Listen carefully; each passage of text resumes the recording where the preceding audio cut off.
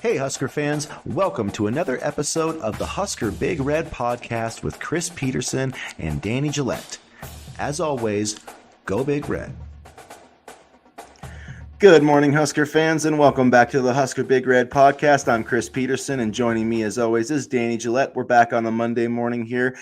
Missed a couple episodes last week, but we're still on the summer schedule of the Husker Big Red podcast. So in the summer, we really have no schedule. So we'll be getting that a little bit more defined here as the season starts coming along. We'll have a little more steady content, but we're back here today. And Danny, how are you doing this morning, man, after a little bit of a busy weekend for the Huskers? Some good news actually was over the weekend. It's been a wild week for me personally, and then a busy weekend for the Huskers. So it's been quite the week here, but I'm glad to be back at it. And I'm not gonna probably be getting a lot of sleep this week, as I'm gonna be playing NCAA football on Friday. So I'm gonna maybe be groggy. I'm glad we're not doing the Saturday morning chat this week, because I don't think I'm gonna be. I'm going to be busy recruiting and sending DMs to 5-star recruits with Sam Houston State, and I'm going to love it.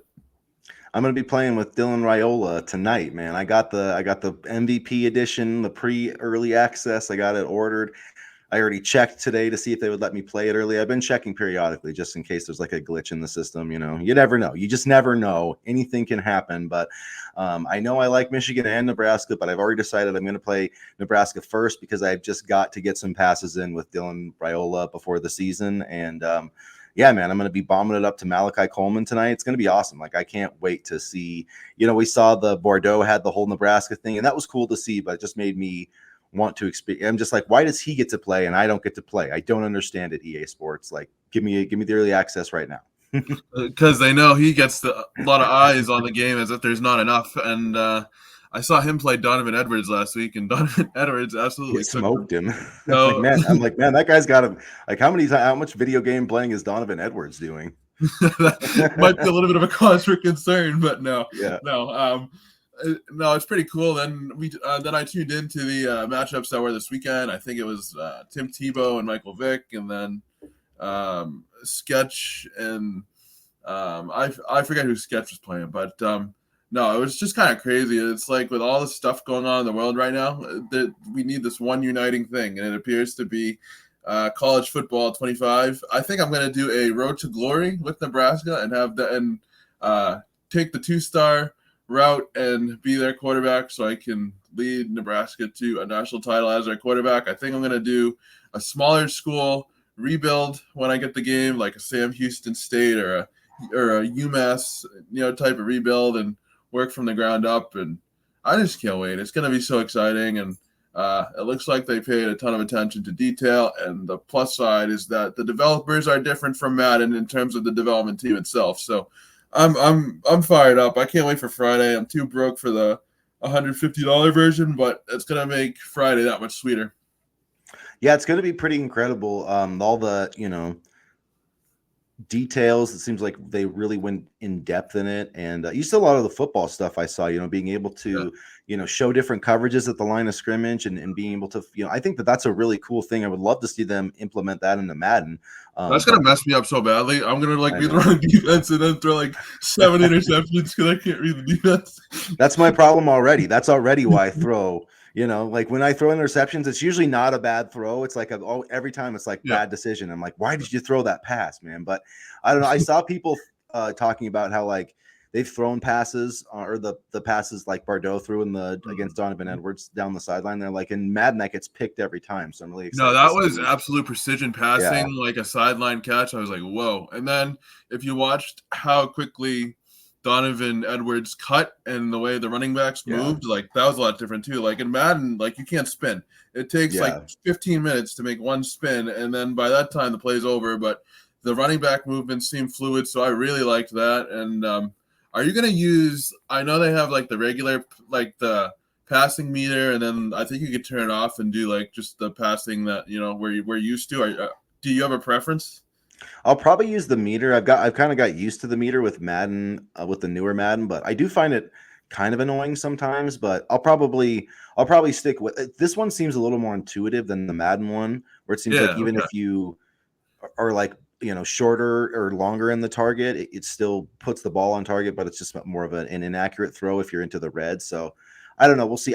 My big thing is I hope that the catching, it looks okay, but I remember in the old college football, it used to drive me crazy how often receivers would drop like wide open passes. Yeah, So yeah. we'll see how that goes. But I do think that it feels like the college game, and I'm just really excited. On my first, I am going to rebuild Nebraska. Like, there's no question in my mind. I know everybody wants to go for the smaller school, but I want to get my program back on top, back where hopefully Matt Rhule will get it in a few years. So I don't know if I'll get it, where Bordeaux had Nebraska winning the championship the first year. I don't know about that, but because I'm not that great of a player, but we'll see.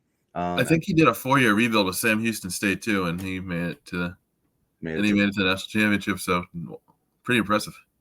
So we'll see. But in terms of some Nebraska stuff, there was not quite a few, but a couple of notable things that happened over the weekend. So we'll get into that. Before we do, please make sure that you guys hit the subscribe button, hit the like button, check out HuskerBigRed.com as well. And if you have been following HuskerBigRed.com, you'll see that Bryson Weber, a 4-star cornerback out of Texas, committed to Nebraska on Sunday. He's ranked in the top 300 overall, I think 298, 6'2", 175, out of Missouri City, Texas. And I absolutely love this kid. 10.56. Mm-hmm. That's what he runs in the 100-meter dash. He runs like 21 something in the 200. I mean, just fast, and played receiver formerly. When you watch his highlights, I really love his mentality. He really looks like one of those corners that's just confident in himself. He loves to get up and play press man. He will sometimes, watching him in zone coverage, he'll kind of, try to bait quarterbacks a little bit. That got him in trouble a few times. But for the most part, he's got tremendous closing speed, not afraid to tackle, had a couple interceptions last year. And I think the sky is the limit for Bryson Weber. What do you think about this commitment for the Huskers? Good on John Butler for closing the deal. I know Evan Cooper was Weber's original recruiter, but John Butler closed the deal on this one, so that's a positive sign. I know people were kind of wondering about could he recruit, and at the very least, he closed the deal with Weber. Weber probably, knew about this coaching move a couple weeks before, but Butler, sealed the deal, and so good on him. And this is another blue chip prospect for Nebraska. I know we were getting a little bit worried about the blue chip ratio and that stuff. So that's good as well. And you kind of mentioned everything I like about Weber. He's very quick. He's very instinctive in his movements. He goes after the football and gets it. He doesn't wait for the play to develop. And Nebraska got a really good one here. And just think, like less than a month ago, we were stressing out about the corner position. What are they going to do? What are they going to do? Now they have Sayre Wright and Bryson Weber for the future, and the corner position is looking a little bit better. And I like the fact that they're not waiting until 2025 calendar year to try to recruit corners.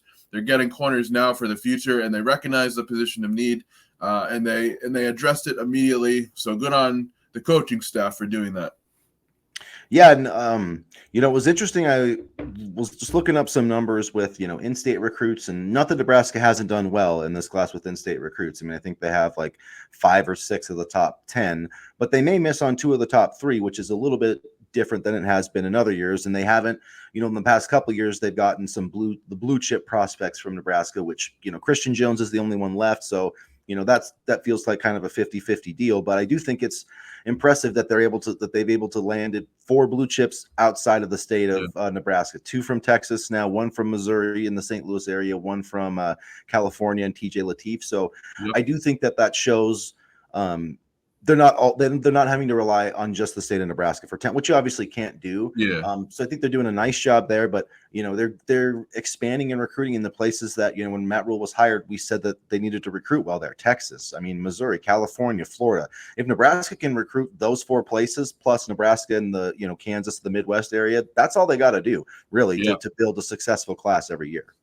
And I think it also speaks to the amount of really, really good talent overall at the high school level that's in Nebraska.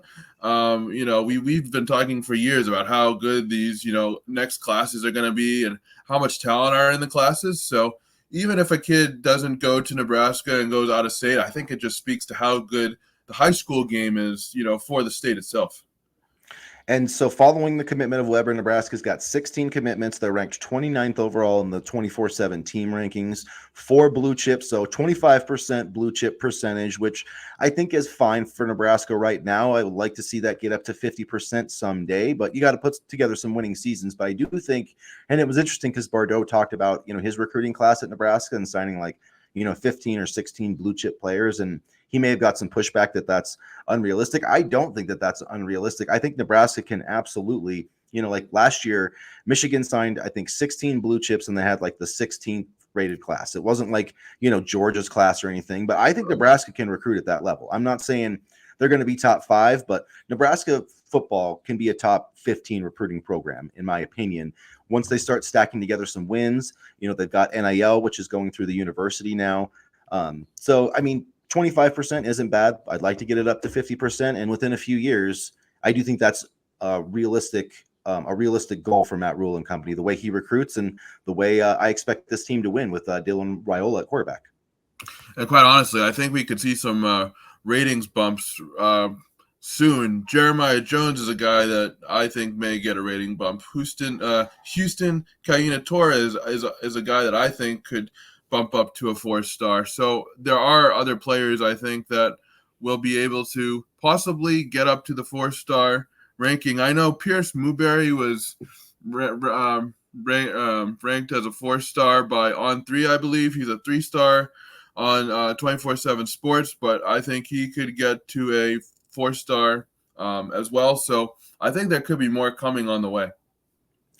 And I definitely think that Pierce Muberry should be a 4-star. Yeah. But Nebraska kids sometimes get underrated, and even the kids in Texas like Bryson Weber can get underrated just with how much talent there is. But you watch this kid, man, and this is as good a cornerback prospect as Nebraska's recruited in a long time. I mean, in any of the product prospects they've got over the past few years, like this kid could be as good as any of them. I mean, 6'2", runs 10.5'6", played receiver, so he's got the natural balls. Like he has everything that you want in a blue chip cornerback. Like when I put on the film, I'm like, this is what a blue chip corner should look like. So really good job by John Butler, and I'm excited to see kind of where that develops into the future. And then some more exciting news, I think, for Nebraska on Sunday that we did not expect. We expected the commitment from Bryson Weber. We didn't expect, Jamar Mozee, a former high school coach in the state of Missouri, father of Isaiah Mozee, was on staff with UCF for a little while, has joined Nebraska as an analyst, and the analyst can coach now on the field, and something that can help Nebraska this season, but also, on the recruiting trail. So what do you think about Jamar Mozee, another kind of surprise move by Matt Rhule? I love his son. And if he can get his son to consider Nebraska, I think that would be a smart play. And you also have the Missouri connection. And, you mentioned that Missouri is one of the states that Nebraska's been trying to get into. I remember back when Mickey Joseph and Bill Bush were with the program, they kind of targeted that area specifically in recruiting. And now they have an in Missouri. So I love the hire. I mean, when you talk about analysts and people that can be an asset to the program, Jamar Mozee can certainly be one. Yeah, and like you said, a former high school head coach, Matt Rhule's done that multiple times before at multiple stops, not just at Nebraska, but he did it at Baylor and had a lot of success. So, I mean, you look at, they've been trying to get into that Missouri, that St. Louis area. They've done better with it. They got Keelan Smith last year. They got Jamarian Parker this year. But having another guy from Lee Summit North, I think that is a really going to be an asset for Nebraska. And right now, Isaiah's committed to Oregon, but I think could be worth an attempt to flip him. I mean, anything goes in recruiting now, and man, if we could get Isaiah Mozee, that would be crazy, because I love Isaiah Mozee. Yeah, he's definitely one of my favorite targets in this class at wide receiver, and I don't think that it's crazy to think about flipping him, because there was buzz about Nebraska even before this move was announced, because he just took an official visit. Even while he was committed to Oregon, he took an official visit in June to Nebraska. So there were definitely, some push there. Things were really quiet. I think he visited another school too. I can't remember which one. It was in the Midwest. But so he's visited, maybe it was Oklahoma. But he's visited a couple of other schools. Kansas on June 7th. Okay, that's right. So yeah, I mean, he's visited Kansas, visited Nebraska. It seems like, there is possibly an opening. They've got, I think, Even if they don't have a spot available, I think Yeah, they would make one for Isaiah Mozee. He's that kind of player. I mean, he's ranked in the top 300 in the On3 industry rankings, so that would be a big time commitment. And what I was going to say too, with these new coaching rules, not only does it affect on-field coaching, but also recruiting. You can designate 10 coaches to go out and recruit on the road now, in addition to your linebackers coach and whatever, those 10 guys. So you can have 20 guys go out and recruit. Man, what an asset to that's have crazy.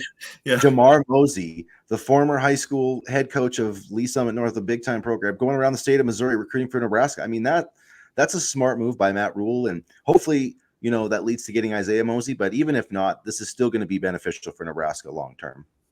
Yeah, even if not, you have a connection, in the Midwest. And I know people are saying, well, Nebraska's in the Midwest, duh. But having that Missouri connection, when people know how fruitful that area is, especially at the wide receiver position, I mean, that's going to be huge. And, I think, again, it's just another calculated move by Matt Rhule. I mean, for even though he didn't work out here, for example, Bob Wager was, a director of the Under Armour All-American game. I mean, stuff like that, just calculated moves of people with experience in certain areas. And in that respect, Mosey is a really good pickup for the staff. And then last thing I wanted to touch on, I think we touched on this a little bit more, but it's kind of got a little more clarity. We're going to get grass at Lincoln Memorial Stadium, and Troy Dannon, excuse me, confirmed that last week. It's going to come after the 2025 season. So we're going to play 2 more years on the turf, and then we're going to move over to a natural grass surface. Matt Rhule has really wanted this, which isn't surprising because coming from the NFL players want this. They don't want to play on turf anymore. I mean, when FIFA is bringing the World Cup over here, every NFL stadium that has field turf will need to install natural grass to be able to host World Cup games. So if field turf isn't good enough for, the World Cup, then it probably shouldn't be good enough for college football in the NFL. That's my opinion. Did you see the people trying to climb through the vents at the Copa America game at I did. No, I know it got pretty uh, crazy though. Hard Rocks? Yeah, there were the attendance sold out, the admission was sold out, and people were climbing through the vents to try to get into the game. They had to stop the game because there was like a mob of people outside trying to get onto the field, and it was a mess. But anyway, I like the idea of grass because I've talked to a lot of running backs. I used to be a manager for a college football team, and what they used to tell me was that grass you could cut a little bit more naturally and make quicker moves naturally, and it wouldn't necessarily, it would kind of feel more natural in terms of moving with the grass, whereas turf you can kind of get stuck a little bit sometimes and it's harder, so it doesn't feel as natural a movement. So, although turf is, probably more ideal in terms of maintenance, I think grass is better for football. I do think grass is better too for health, and it's obviously grass is going to be more expensive to maintain. And I've never seen Nebraska play, home games on a grass field before in my entire life, even going back to a lot of the highlights. So it's going to be different, I think, for a lot of Nebraska fans to see the Lincoln Memorial Stadium in turf, with natural grass. But I think about Lambeau Field, and that's like the most beautiful field. It's an incredible surface. I know Nebraska is going to have the best grass surface in college football. Like I 100% believe that. So I think it's going to be awesome. I know some people are kind of freaking out about it. They don't like change, but this is going to be a good change for Nebraska. Well, I think people are thinking of the Purdue grass field, for example, and Purdue's taken a lot of careers, so I could kind of see the freak out a little bit, but I don't think that's going to be the case. I mean, Purdue is an extreme case in the sense that it's very poorly maintained, but I don't think that's going to be the case here. And the football program is the only one that plays in Memorial, right? Yeah. Yep. So you have one sport, whereas if you were playing, I don't know, 5 sports on one grass surface, then I could see the hesitancy too. But, potential practices and games, for one football program should help it be maintained a little bit easier. I think one thing people maybe are wondering about they have all the high school football championships at Memorial Stadium, which might be a little more difficult with grass, but at the end of the day, I mean, I think it's still going to be better for the team. And like I said, it's going to be a beautifully maintained surface. I believe that it's going to be, like natural grass in NFL stadiums is freaking amazing. It feels like carpet. So I feel like that's what we're going to have here. And I don't know what that's going to mean for high school football, but Matt Rhule really wanted it. And I think that that's a good move by Troy Dannon to support the head coach. And, he's the most important guy in the state of Nebraska right now for what we want to do. And so let's keep him happy and keep him here as long as possible. Speaking of Troy Dannon, there was a report out there, and it is going to happen, that Nebraska is going to offer fans the opportunity to watch a practice for $25. Yeah. And that caused a lot of uproar. Speaking of things that fans have been, in an uproar. Which I don't understand, I guess, but I don't understand it either. And I want to hear your side because I've talked a lot. But I guess I look at it, as a Packers fan, they have what's called family night, and I don't even know if they charge for that. They might just let you get in free for that. So I mean, maybe there is some of that, but I would pay $25 to go watch the practice, no problem. Now, not all the time, but this is the fourth practice now. I mean, I do think that Matt Rhule's going to be aware that people are paying for this practice, and I think they're going to see some live scrimmaging. Now, I'm not going to – if I have to sit there and watch players go through drills for hours, I mean, personally myself, I would still enjoy it. But, hopefully they put on, hopefully they put on a little bit of some scrimmaging and stuff, some live pads. But I think they will. I don't think they would have sold tickets if they weren't going to do that. And you get a sneak peek at Dylan Raiola and this 2024 Nebraska football team. Plus, you get to make a small contribution to the NIL program. So I think it's a win-win all around. And people who are upset just want to find something to be upset about. And those are the people that complain we don't have enough NIL. And this is the perfect way to do that. I mean, and the way I look at it for these types of things, how much is it to go to, for example, a Patriots game? You pay oodles amount of money for a seat, oodles amount of money for parking, food, things like that. And, so if even at a Nebraska game, it's probably not cheap. I'm not sure of the exact prices, but if you can watch, your favorite players for $25 and you get to be in Memorial and see the team, I would say that's a win. I think it's a win. I think a lot of people are going to enjoy it. I'm looking forward to it. I'm sure we'll see lots of great videos and stuff. So I think it's a cool thing. I think they should try to do more of that stuff and give more fans a chance, the fans that don't have season tickets too, because it's not easy to get those. So, I think it's a good thing all around. And sometimes Nebraska fans just complain too much. That's just the way we are. We've got a lot to complain about, so I understand it. We're grumpy. We haven't been to a bowl game in 6 years, but don't worry, guys. That's going to end. The streak's going to end. So we'll have more maybe this year. Yeah, we'll have more. I was going to say we'll have more on that maybe this week because we haven't done our win-loss predictions, so we might need to pull out that episode this week, Danny. I might be drinking the Kool-Aid when we do that. I might pull a U and have them go like 11-1. I don't know. 11-1. That's hilarious. That's hilarious. We'll see. Well, next episode, you guys, we're going to bust out our 2024 win-loss predictions. So I'm thinking probably Wednesday we'll try to have that. Yeah. So check back for that. Check out HuskBigRed.com. If you haven't already, hit the like and subscribe button. And as always, go Big Red. Go Big Red.